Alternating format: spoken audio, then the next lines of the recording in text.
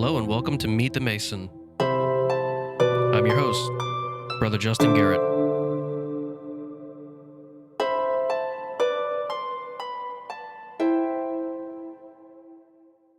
Hello and welcome to Meet the Mason, where we interview Masons as they share their experiences and life stories. Hello, this is Justin Garrett and Ethan Burgess. and we are here today for Meet the Mason. So, how are you today, Brother Ethan? I'm doing good. I'm here after working in the archives a little bit, which feels great. And I'm going to be volunteering with our concession stand at the Fred Nat Stadium tonight. So, although today's a Saturday and supposed to be a day of rest, I'm doing a little bit of Masonic work. And I'm excited about that. I've been thinking about things I wanted to work on today, and as well as contributing to the concession stand tonight. So it's a good day. That's awesome. I'm really glad to hear that. So, on Meet the Mason, we have a handful of questions that we like to talk about. So, tell me, Brother Ethan, who were you before Masonry? What was your life like growing up? Before the lodge, everything, anything that you feel like sharing? I think growing up, I lived in a household that had a lot of reverence for values. Definitely spiritually. My parents as Christians, and I grew up in the church just across the street, Fredericksburg United Methodist. So I'm always lived in Fredericksburg since I was 2 years old. I don't have memories of anywhere else. That's where it all starts for me. And between reading books and playing video games or Dungeons and Dragons, like a lot of people, there's this great interest for your generation of Masons and having an order, being a part of something larger than yourself. And my first kind of experience with this would have been in my college fraternity, which is the case for a lot of Masons from any decade. And as we now know, a lot of Greek life in the United States was started by Freemasons. So it's kind of a part of the ancestry of Freemasonry and all the organizations that have sprouted from it over time. So it's kind of interesting working your way back and seeing like, okay, that this makes sense, why this is the way this is. So I joined the Phi Mu Delta fraternity, which is more of a northern fraternity, and my chapter, Sigma Alpha at Longwood University, was the only southern chapter. So a bit of an outlier in that regard. And so I joined that fraternity at a time in my life when I was burnt out from college. I was taking too many credits per semester. I was overburdened by the amount of just knowledge that I was cramming into my head. I wasn't as focused on absorbing and using everything that I was learning. I was more interested in producing good grades for my transcripts. And not for a particular reason either. It was kind of the heat death of the habit of my work ethic as a young adult. I worked hard and got good grades in high school so that I could go to college, but I just did it because that's what felt right and normal. It's not even so much that I was making conscious efforts to strive. I was just doing it because that's what felt like I should be doing. Actually, by about the middle of my third year in college, I was burned out. And I was preparing to add a second major. On top of my history major, I was going to add an English major because I was enjoying my literature classes too. But I reached this point where I couldn't do it anymore. I was so exhausted. So I looked at my degree works, and it turns out I had enough credits to graduate early the next semester. If I just took my senior seminar class, I would have been good to go. So I worked with my advisor, and that's what I did. And so the very last semester I was there was when I joined the fraternity. I did not have many friends during the other semesters of my college career because I was working too hard. So I was very isolated. I was in my own head. And so meeting these people and seeing people who had similar beliefs as I did, similar attitudes about how to act, dreams for how to become a better person. I felt like I was stuck in the mud. I had all these ideas and thoughts about how can I make something better of all this, better for myself, especially in a world of so much social media content, and the 24-hour news cycle. It's easy to feel like everything was like pointless, like your words meant nothing. And so here I found that here's an organization and you have a creed and these words matter. And so resulting from joining, there's an initiation like many fraternities and sororities. And in that, words matter. It's a part of initiatic philosophy. And so anyone who joins Greek life kind of gets a taste of that. And then fast forward a couple of years later, so that was 2018, early 2023. I had a brother from that fraternity in Phi Mu Delta who was a Freemason. And I noticed him post a couple pictures about it. So pictures of him with his apron on and when he had gone through his degrees. And I didn't know what it was. If you can believe it, I actually had heard little to nothing about Freemasonry, even though I was a history major. It just never really crossed my path. So I had no idea what it was. But being that he was a close brother of mine, I had to take seriously anything that he took seriously. And so just through kind of curious discussion and talking about it, I kind of found that that's something that was of interest to me for the same reasons I joined a college fraternity in the first place. And so I reached out to this lodge as my local lodge here in Fredericksburg and found out that, there's just Wednesday night meetings at a local restaurant, come and talk and meet with people. And there begins a really fond period of my life that I like to recall because it's just meeting with people from a lot of different backgrounds that you might not have the opportunity to meet in other circumstances.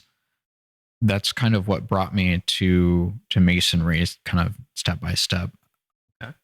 Yeah. And so, I mean, you're talking about how working so hard in school and, it seems like, you're not really having much of any kind of social experience or anything like that. You're not around very many people, especially that it seems like you would be, have the same kind of affinities with, and they don't live by the same, most of the rest of the world doesn't live by the same standards that we set ourselves to. So I understand that, but what ultimately led you to want to join, right? To be one to ask one, you have, so what was the ultimate moment for you that said, yeah, this is definitely what I want to do? So it has everything to do with um, the precarious moment in time of COVID. Is this kind of terrible nexus that changed everyone's life in some way or another. And my life changed. Perhaps the largest turning point in my life happened right before COVID. So right before the world nosedived, my personal life took a huge hit and the loss of my father. So that was in December of 2019. And so he died of cancer. And it wasn't until a later time that we found out that was caused as a service-related illness incurred from the Kuwaiti oil fires when he served in the Gulf War. So I hadn't even been born yet. So that was in the 90s. I was born in 1997. So to kind of know that my whole life, my father was carrying these chemicals that would eventually spell his demise was there's a lot packed into this because a family death is a terrible thing. It changes everything. And so COVID happened, and me and my mom were basically, we were in quarantine together, and like a lot of people, everyone faced isolation in different ways. And even once we were, kind of going in and out of quarantine, back in 2021 and into 2022, one predominant factor remained. I had few male figures to look up to. I had my brothers from my college fraternity that were similarly aged, but I felt like I was at a point where I was lost again. So that's ultimately why I decided to join Freemasonry, is because here I was meeting lots of different people who had different backgrounds, but I could look up to them for some of the similar reasons, and that they took themselves seriously. Masonry is an opportunity to reorient your life, no matter where you're at or where you want to go, no matter what direction. And so I spiritually were what was approaching this point anyways. With Freemasonry, we don't require a particular religious affiliation, only that you hold reverence for a higher power. And as an atheist, as a young man, and then slowly kind of waking up spiritually after my father's death, I was slowly approaching some conclusions. And I found that what I learned about Masonry, even before joining, kind of coincided with how I personally felt a lot about things. Growing up, this sounds kind of silly, but like as a young child, I played a lot with Legos. And as I got older, I would be preoccupied in school, not so much doing my worksheets, but like drawing castles. But I was getting to the point where I was drawing maps and schematics. I took drafting and architectural drawing in high school, but the math kind of steered me away. I think I gave up on that prospect when I couldn't do conversions very well. I think I gave up on myself in that regard too early. But I always had this kind of this reverence for architecture, and so here I was, despite never having heard about it. Here is a fraternity that has values, and these are men who can support each other and provide a lot to their community. And spiritually, they view things in an architectural way throughout Masonic methodology. So that was a huge kind of explosive moment for me, where I was like, wow, like I didn't know that there were other people who were kind of like feeling this way. I'm not saying that like we all think exactly alike, but like on these kind of terms, with literally like holding reverence for types of, columns and Greek and Roman architecture. Like it's just the little things where it's like, okay, I can take a break from the world of go to my work day. Rather than doom scrolling on my phone, I can come and talk about, philosophy or history with these people who are interested in spending their time the same way I am. I can relate with that. Yeah, absolutely. And the best part is that when you look at the lessons and the symbology, we could have done that with anything. We could have done it with fishing, carpentry. I don't know, driving a car, whatever, right? But it's really nice to be able to have something, even if we're not all operative Masons. That there's still something that we can at least conceptualize and say, okay, yeah, I'm a little bit of a rough stone. I could stand to chip away at a couple of bad things that I have going on, and those kinds of things. I think it's really nice to be able to kind of build. I don't know if you want to call it like a same culture. You're almost building a culture within the culture that you're already living in.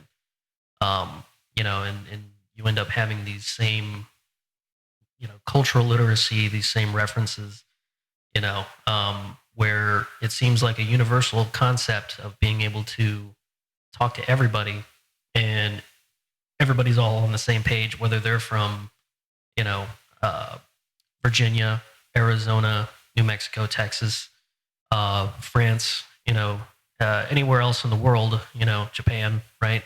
And yet they can still all, as long as you can speak the same dialectic language, you can at least kind of speak on the same terms and say, yeah, I need to chip away at this. And everybody knows what you're talking about. I think that's a really beautiful thing.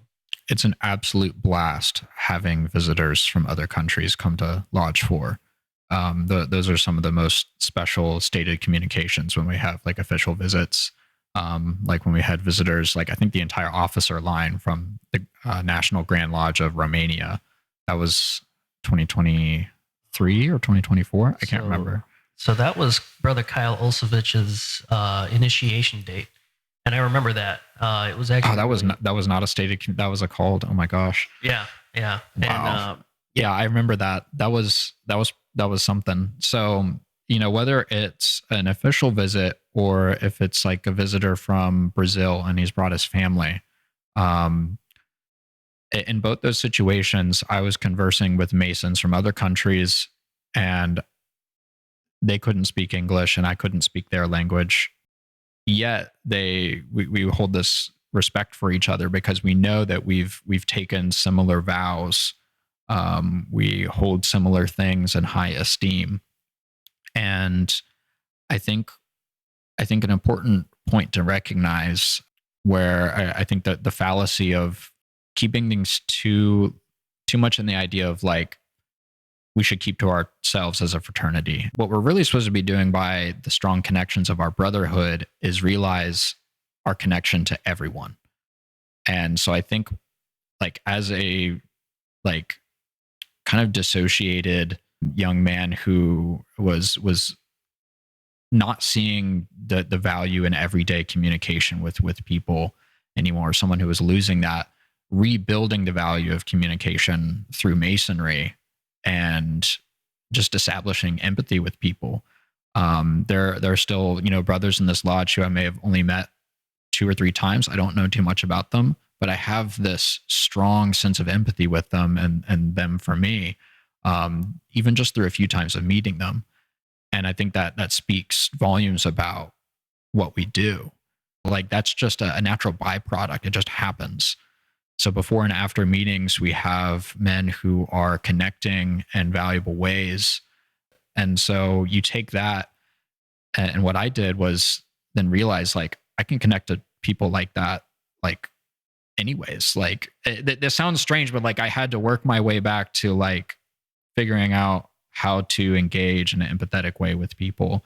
And Masonry is a huge part of that. And so always recognizing that someone has a story, they could already have a connection to your life you don't know about, especially when you work in history in Fredericksburg, and you're working with people with community organizations.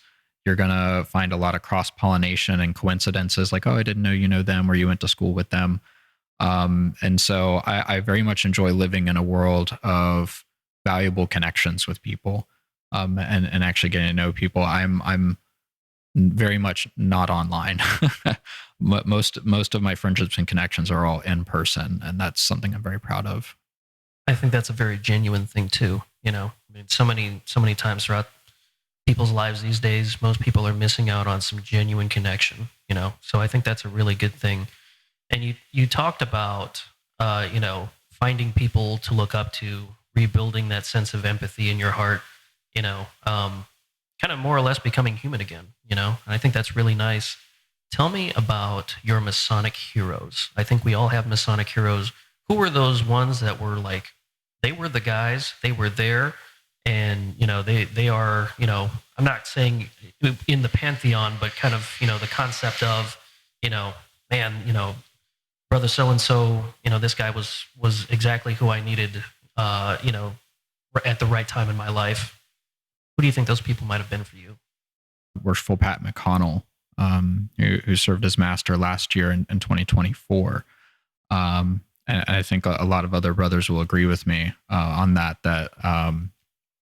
his kindness, I think, outshines, and so many tough moments where, I mean, that this is a volunteer organization. We are all here of our own free will and spending our spare time here.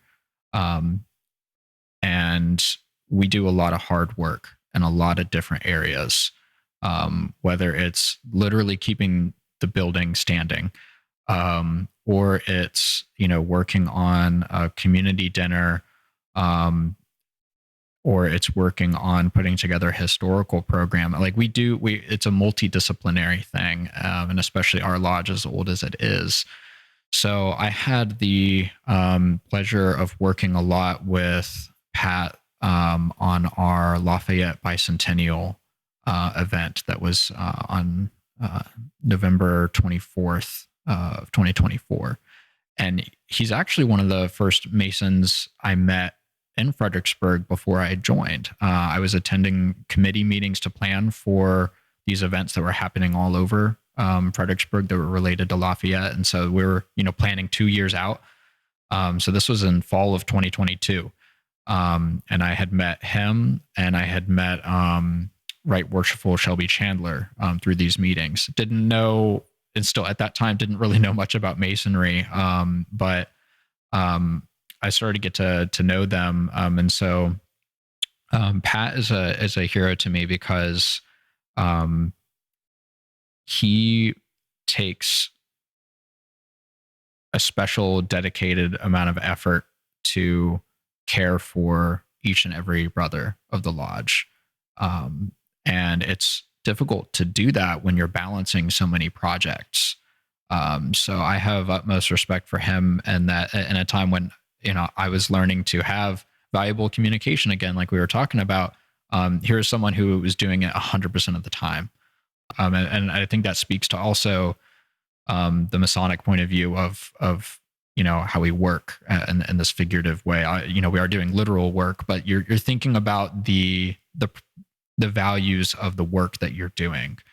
And so I think you learn a lot about the people that you're close to, and about yourself, and what your relationships are like, how you get along. You learn a lot about teamwork.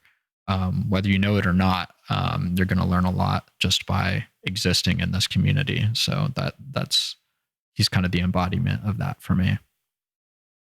That's amazing. And I agree with you. Brother Pat did a lot for me. So you spoke about your father passing away. My brother passed away, and he did everything to make sure that I was still standing, when I definitely, and much like you, I surmise it profoundly affected you just as much as it affected me losing mine. So, for him to be so compassionate, so willing to, go out of his way, and make sure that we were all, doing well, I think that really speaks to his character a whole bunch. And the best part is that, every time I see Brother Pat, man, he's always smiling. He's always giving me hugs, so, very positive attitude kind of guy. So how do you feel like you live those teachings, much like Brother Pat? How do you feel like you live those teachings today? What have you taken from the fraternity and what we teach? Truth is, I think, one of our values that's quite important with the work that we do. In that, like, if you're working on a project at work, if you're working truthfully throughout the entire process, that will become evident as you look at the whole product. So, like, if you're talking about squaring your corners, you're thinking about every step of the way that you're working on a project. Did you cut corners, or did you measure things to an exact way? And of course, I don't mean literally, but are you carefully evaluating what you're thinking, what your thought process is, and what are the resources and the time management methods that you're using? I like that. I like that a lot. Yeah. Yeah. And you're right. A lot of people, I think that I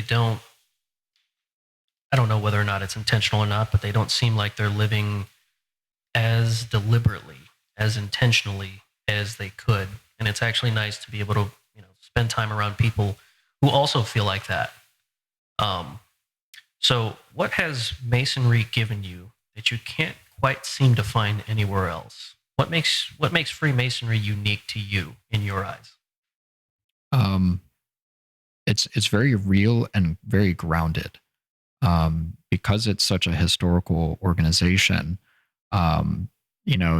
some of the elements of our obligation, when you really think about them in the historical context of much of what we talk about in our rituals and our ceremonies, you just feel very interwoven with the events of this world and our history. Whether you're looking at it from the point of view as history as Americans, as the kind of inheritors of the Enlightenment, or just as a human being, and you are one of many who've been blessed with a life, and you have to figure out what to do with it. Um, so I find myself constantly reminded of the importance of what we do, especially if I'm working in archives or in history. Even if you know nothing about some of the people and the names that you study, you know that they took themselves seriously. They were working hard on this, that, or the other. Um, and so I find myself in a situation where I don't have to make a conscious decision to figure out like what can I do to make myself like feel like I belong, or what can I do to make it feel like what I'm working on counts. I already feel that way. Like it's natural. It's because I know I'm a member of Fredericksburg Lodge number 4, and everything I do and my free time and volunteering for it is good work that I am doing my best to make sure benefits our community.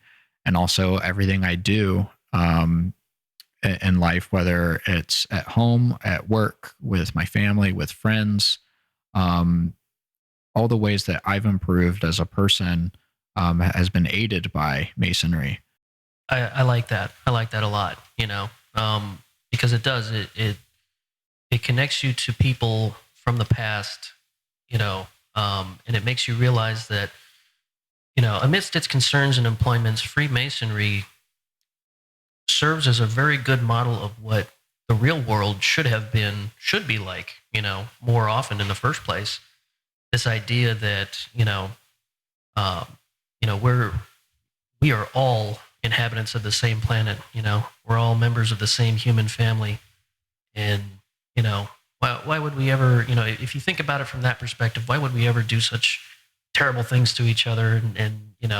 Um, and I think that's probably one of the best parts is to be part of a fraternity that says, hey, the real world might be crazy, but you're among fellow human beings who love and care about you, and that's always been there all along. Feels like a seed that's always been there, and it's been planted a long time ago. We just finally got around to watering it, and this idea of now that your cup is being filled, now it's starting to spill over into other people's cups. So I think that that's a really good thing, and I think that that's exactly what the fraternity kind of hopes to instill in everybody, that we are all one common family, under the fatherhood of God, and I like that a lot. So, what have you accomplished so far in your Masonic journey, especially something that you might be proud of? So I started off my public history career after college by working part time at the Rising Sun Tavern Museum here in downtown Fredericksburg, and my kind of career in public history has kind of had some interesting twists and turns where, like, during COVID, I had to take up a different job in order to pay bills. And then I was able to return to the same organization that administers the Rising Sun Tavern. So that's Washington Heritage Museum. So in 2022, I returned there as a membership and office manager. And then in 2024, I started working for University of Mary Washington for a year in the Office of Admissions. And so through this process, I found that communications was a talent that I had. And my father was a multimedia graphic artist who actually kind of paved his own career after starting his civilian work for the Marine Corps after he retired from active duty. He kind of slowly made a place for himself as a graphic designer and showing what he could do for the Marine Corps in that way. And my maternal grandfather worked in radio. And so I've inherited some talents and some skills just by example and communications. So That is kind of my trade now. My current position, I serve as the director of communications for Stratford Hall Historic Preserve in the Northern Neck of Virginia. So just a little less than an hour away from here. And the communications aspect is so important because you are trying to represent your organization at all times, even when you're asleep. So your branding does that for you. So whether it's your social media or your website, these are things that you have to make sure are clean, professional looking. And this is what I'm most proud of in my Masonic experience so far is as of May of this year, we were able to finally create a public Facebook page and Instagram account.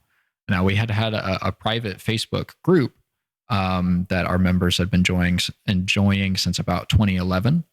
But we had no public facing page to put any kind of content out on the platform that has a lot of Masons on it. And so many other lodges of all different sizes have been active on Facebook for some time. And with a lodge as storied and as renowned as ours, it was about time that we have a presence too. So I have to thank Worshipful Mike Dove for letting me start the account. And he worked with a design studio to create our logo and our brand toolkit, which is something that professionally I knew that we needed. And so this is something that I'm proud to offer our lodge. And my free time is graphic design work, making sure that our logo is used appropriately, and particularly in our social media presence. As a brand new, young, and growing page, we're still less than 100 followers on both Facebook and Instagram. That we start to show the Fredericksburg community what we're about. So many people walk by and they see our building, and whether they know anything about Masonry, that they don't get a whole lot from it. They don't know everything that the building represents, all the stories that have happened here, all the people that have called this home. And so now we can use this platform as a way to share, whether it's on this day posts or some of the community involvement that we're doing. So that's just something I'm proud to offer it as my piece. That I use my tools to work on to make sure it looks sharp, looks good. And it's just an honor and a privilege if I can, satisfy the brethren and the officers of the lodge that this is good work and it represents our lodge well, then it's something I'll continue to do. I like that. Yeah. And it's funny that you mentioned that your maternal grandfather was a radio host, because, man, you really have it. Thank you. Really I mean, yeah. So in high school, I went to Brook Point High School in Stafford County, just north of here. In the 10th grade, I was on our morning news program. We would kind of rotate between doing tech jobs, or sometimes you would be an anchor. And then I was good enough that the teacher actually had me direct the school news the next year. So I was just a junior in high school and I was directing the school news. And I was having, in some cases, like seniors were the anchors, were the technicians in the back room, but I was a junior and I was directing the program. So that's amazing. I'm not surprised though, and it's funny because you really are like a mixed bag of just super cool stuff. I mean, I've seen your drawings and your doodles, and they're awesome. Just to see everything that you've done with visual design, graphic design, your delivery on some things, like when you say something, your delivery is sometimes it's absolutely perfect and succinct, and it's like amazing to hear. And then sometimes you just have like the perfect, I don't even know if you mean to be funny, but it's hilarious just the way it's delivered. Deadpan humor. Oh man. Yeah, brother great. Kyle loves it. I do it just for him. See, yeah, and that's one thing that I always appreciated, man, is seeing everything. And it's funny because you being a what's the term, historical reenactor? Oh, yeah, I guess that's another aspect of my life. My fiance and I do a little bit of what we call living history. So not so much reenactment where you see like battles being reproduced. What we do is we're not hoping to reconstruct a specific event. We are just trying to educate on almost anything and everything about daily life in the 18th century. We're both a part of the Rappahannock Colonial Heritage Society, which is a group of volunteers that do just that, going to different historic sites and programs. And I mean, it just comes down to just even the most basic conversations with people about types of fabric. That's the biggest thing. That's the first thing people say. They always come up to you and they say, "Wow, you must be hot in that." And I always tell them, it's like, I'm actually quite cool. I'm wearing linen right now. It's completely breathable, natural fabric. It's wicking, all the moisture from my skin away, rather than a heavy polyester that's retaining it all and making me look soaked. Just educating people on just anything and everything about the 18th century. So even if it's foodways or how people played games or how people talked, it's really fascinating. So it's not so much reenacting an event. I don't claim to know much about military history or the drills or being a part of a regiment. Like a lot of Revolutionary War reenacting is going on right now. I don't have any part in that. The only reproduction clothes I own are that of less than middling class, commoner. So very simple, nothing elaborate. So yeah, so it's also a humbling thing, also to look at things from the perspective of how was daily life in Fredericksburg, specifically in the 18th century. So yeah, that is something I do in my free time. And that's one thing that I always found impressive was that it's like you can shapeshift, man. Like I've seen you look one way, and I'm like, okay, cool, right? That's Brother Ethan. Oh yeah. And then like a week, 2 weeks later, I look at you and I'm like, that's still Brother Ethan? But my goodness, what a difference, So I always found that to be really impressive, just to how quickly and how easily you can kind of change back and forth between modern life and all that stuff, and then changing into something totally different for living history. Yeah, that's true. I was wearing Federalist era clothing when we had our Lafayette visit last November. And so for a couple brethren, that was the first time they had seen me in clothing from a different century. But a couple had seen me in my colonial clothing before, like Brother Seth, our senior warden. I had known him from volunteering a little bit and working in historical organizations in the area. And so he had seen me in my clothing before. And so that's something too that I've been happy to talk with brethren about, is even just the basics of like, all right, in the 1760s, the men's waistcoat is about this length. And then about 1770s, it gets a little higher. 1780s gets higher and higher. It's just like random little conversations about, I'm always happy to educate in any kind of discipline. And I always appreciate that about you. What do you hope to accomplish yet in your Masonic journey? What are you excited? What's your big game plan as time goes on? I want to practice leadership.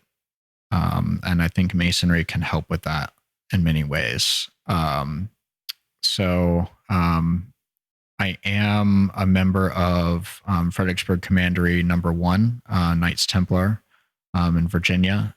And so I currently serve as senior warden, which is not the same as senior warden in the Blue Lodge. Senior warden in the Blue Lodge is typically the number 2 position, the right-hand man to the worshipful master. But there are actually 2 more officer positions in between the senior warden and the eminent commander, who is the chief officer of a commandery.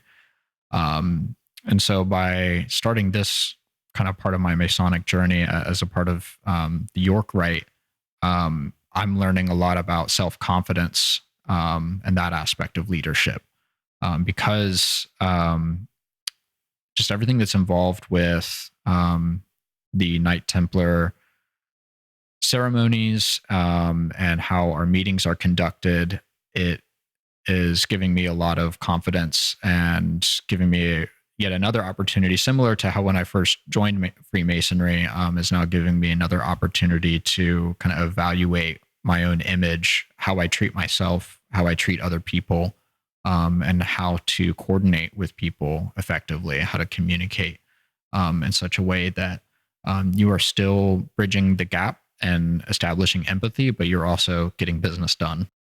Absolutely. Yep, I'm with you. Yeah, Freemasonry has helped me a ton in leadership myself to treat people as equals.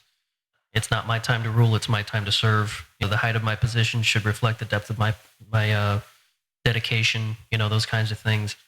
Public speaking definitely helps. Yeah, that's I think like the first thing people should probably know about Masons is that like we dedicate our free time to putting ourselves in tough leadership roles. I think even if you're not in an officer position, you still learn a lot about leadership. You learn about personality types and people. Even if you're not going to like a leadership conference or a district school on something, it's you're still learning by example from other Masons.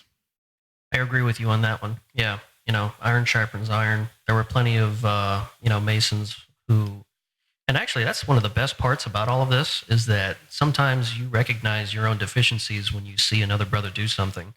So, like for instance, Brother Jamie, right? I don't know what it is, but Brother Jamie and I, first off, we jive, man. I always have a great and profound appreciation for him. But there are moments where we might be sitting right next to each other and a situation might present itself right in front of us, right? And I don't have a solution, right?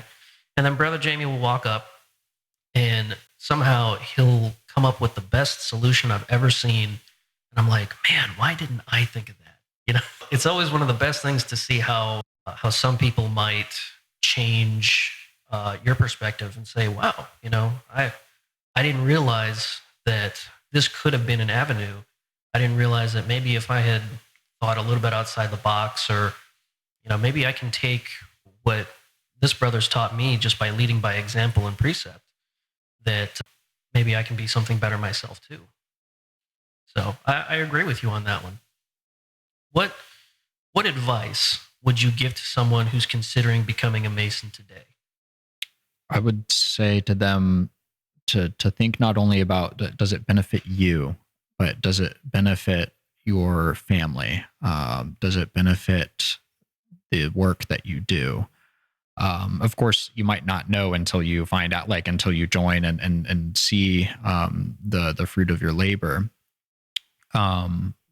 And I think that's something to keep in mind, is to take things slowly, enjoy the process of going through your degrees as an apprentice, a fellow craft, and then a master mason.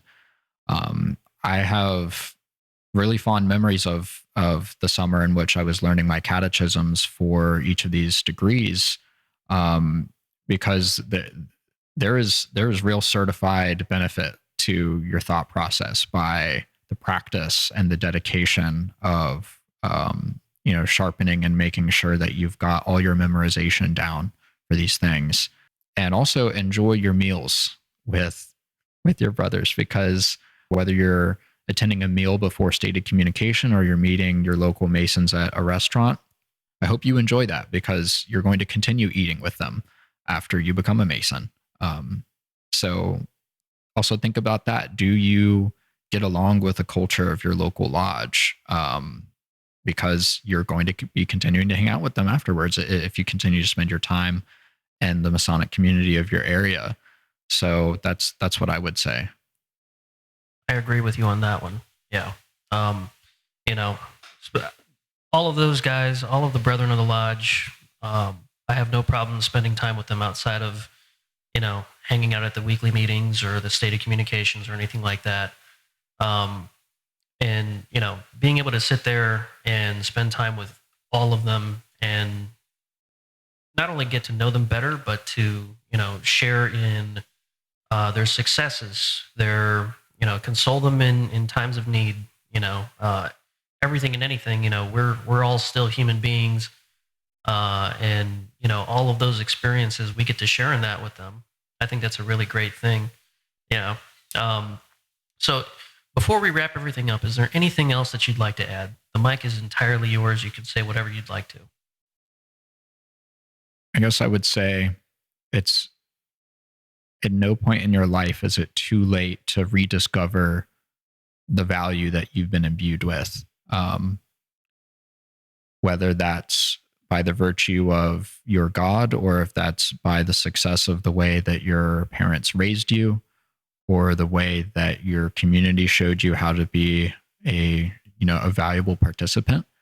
It is never too late, regardless of your situation and what you've done, to rediscover, firstly, the beautiful blessings that you've inherited, whatever they are, and however you've inherited them.